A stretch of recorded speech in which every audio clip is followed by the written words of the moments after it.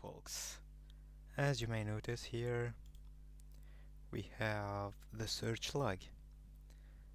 Let's figure it out how this was done. So first we need to check the monitoring console, then click on search scheduler activity instance,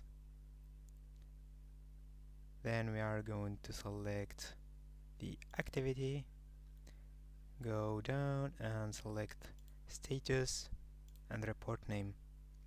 So here is bucket copy trigger, and let's click here to see the request.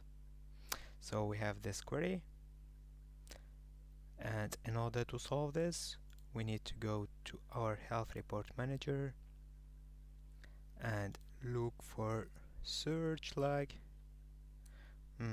search, okay, and edit. First I'm gonna disable include in report and then change the value for the red to be 3, click save, and yeah, now it's green. See you.